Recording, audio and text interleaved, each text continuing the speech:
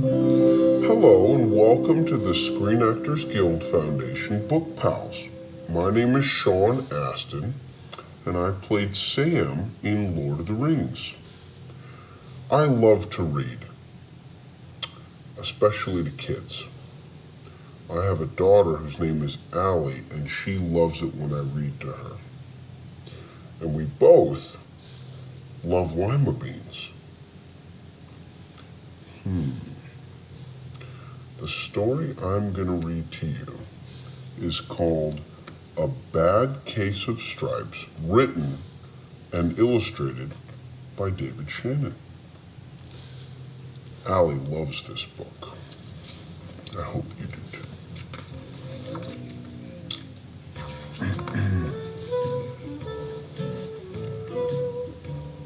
Camilla Cream loved lima beans, but she never ate them.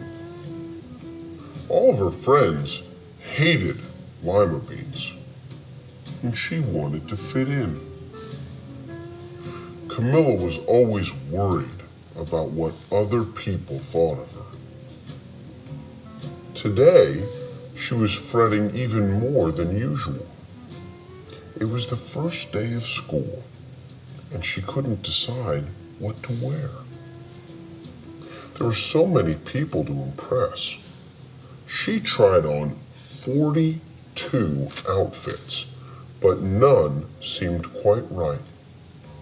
She put on a pretty red dress and looked in the mirror. And then she screamed. Her mother ran into the room, and she screamed too. "Oh my heavens," she cried. "You're completely covered with stripes." This was certainly true. Camilla was striped from head to toe.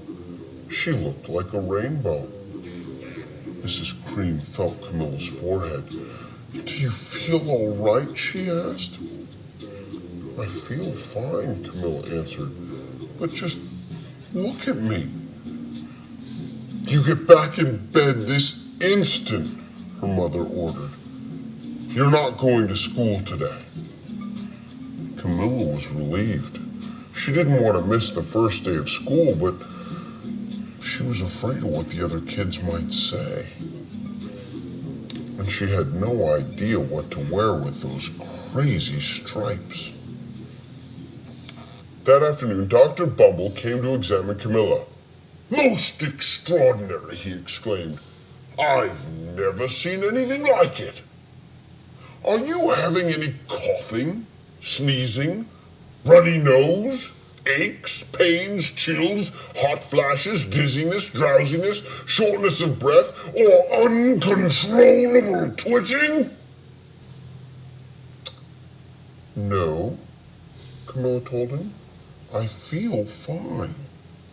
"Well then," Dr. Bumble said, turning to Mrs. Cream, "I don't see any reason why she shouldn't go to school tomorrow. Here's some ointment that should help her clear up those stripes in a few days. If it doesn't, you know where to reach me." And off he went. The next day was a disaster. Everyone at school laughed at Camilla. They called her Camilla Crayon and Night of the Living Lollipop. She tried her best to act as if everything were normal. But when the class said the Pledge of Allegiance, her stripes turned red, white, and blue, and she broke out in stars. The other kids thought this was great. One yelled out, "Let's see some purple polka dots." Sure enough, Camilla turned all purple polka dot. Someone else shouted, "Checkerboard!" and a pattern of squares covered her skin. Soon, everyone was calling out different shapes and colors, and poor Camilla was changing faster than you can change channels on a TV. That night, Mr. Harms, the school principal, called. "I'm sorry, Mrs. Cream," he said. I'm going to have to ask you to keep Camilla home from school. She's just too much of a distraction, and I've been getting calls from the other parents. They're afraid those stripes may be contagious. Camilla was so embarrassed. She couldn't believe that 2 days ago everyone liked her. Now nobody wanted to be in the same room with her. Her father tried to make her feel better. "Is there anything I can get you, sweetheart?" he asked. "No, thank you," sighed Camilla. What she really wanted was a nice plate of lima beans.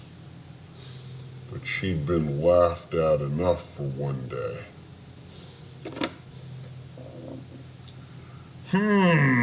Well, yes, I see," Dr. Bumble mumbled when Mr. Cream phoned the next day. "I think I'd better bring in the specialists. We'll be right over." About an hour later, Dr. Bumble arrived with 4 people in long white coats. He introduced them to the Creams. "This is Dr. Grop, Dr. Sponge, Dr. Cricket, and Dr. Young." Then the specialists went to work on Camilla. They squeezed and jabbed, tapped and tested. It was very uncomfortable.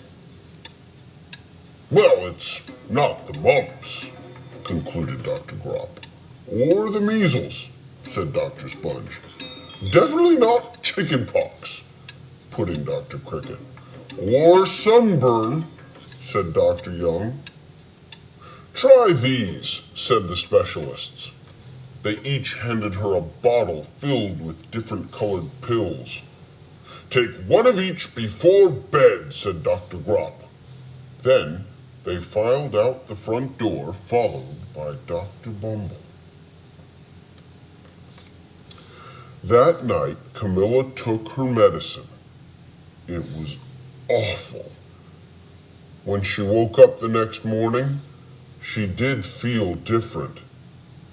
But when she got dressed, her clothes didn't fit right.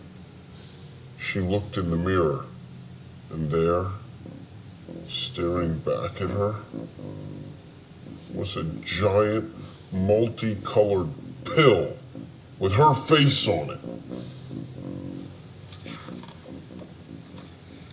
Dr. Bumble rushed over as soon as Mrs. Cream called, but this time, instead of the specialists, he brought the experts.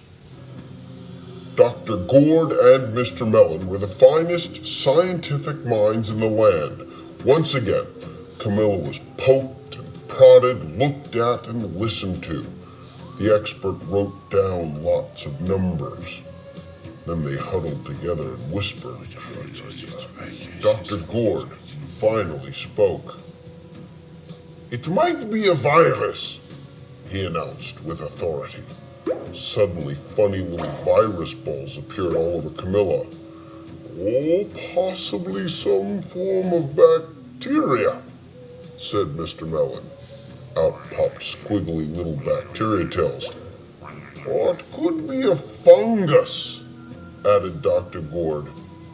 Instantly, Camilla was covered with different colored fungus blotches. The experts looked at Camilla and then at each other. "We need to go over the numbers again back at the lab," Dr. Gourd explained. "We'll call you when we know something." But the experts didn't have a clue, much less a cure. By now, the TV news had found out about Camilla. Reporters from every channel were outside her house, telling the story of the bizarre case of the incredible changing kid. Soon, a huge crowd was camped out on the front lawn. The Creams were swamped with all kinds of remedies, from psychologists, allergists, herbalists, nutritionists, psychics, an old medicine man, a guru, and even a veterinarian. Each so-called cure only added to poor Camilla's strange appearance until it was hard to even recognize her. She sprouted roots and berries and crystals and feathers and a long furry tail, but nothing worked. One day, a woman who called herself an environmental therapist claimed she could cure Camilla. "Close your eyes," she said. "Breathe deeply and become one with your room." "Oh, I wish you hadn't said that," Camilla groaned. Slowly, she started to melt into the walls of her room. Her bed became her mouth, her nose was a dresser, and 2 paintings were her eyes. The therapist screamed and ran from the house. "What are we gonna do?" cried Mrs. Cream. "It just keeps getting worse and worse."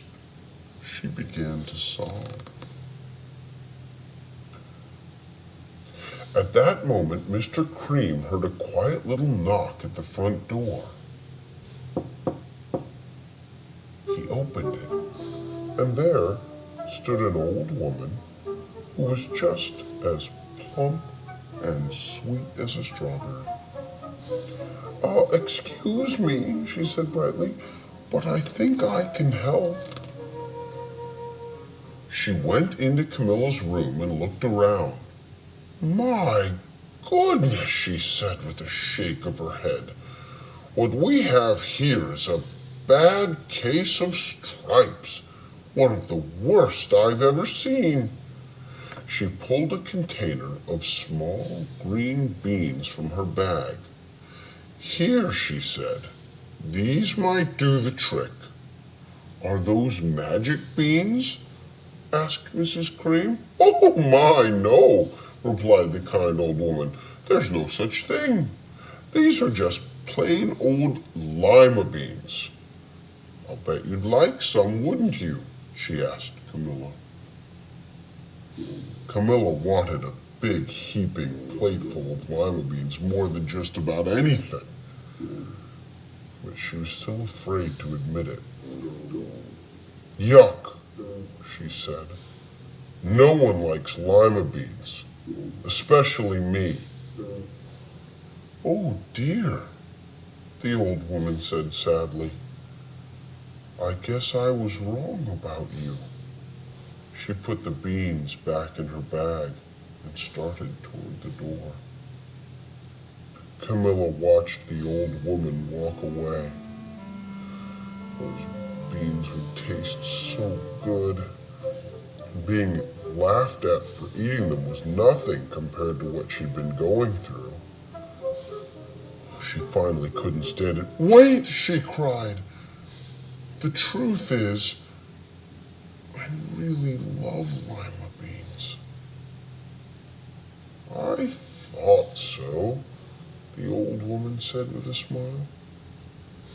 She took a handful of beans and popped them into Camilla's mouth.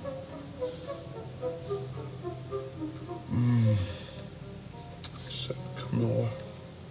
Suddenly, the branches, feathers, and squiggly tails began to disappear. Then the whole room swirled around. When it stopped, there stood Camilla, and everything was back to normal. "I'm cured," she shouted. "Yes," said the old woman. "I knew the real you was in there somewhere." She patted Camilla on the head. Then she went outside and vanished into the crowd. Afterward, Camilla wasn't quite the same. Some of the kids at school said she was weird, but she didn't care a bit. She ate all the lima beans she wanted, and she never had even a touch of stripes again.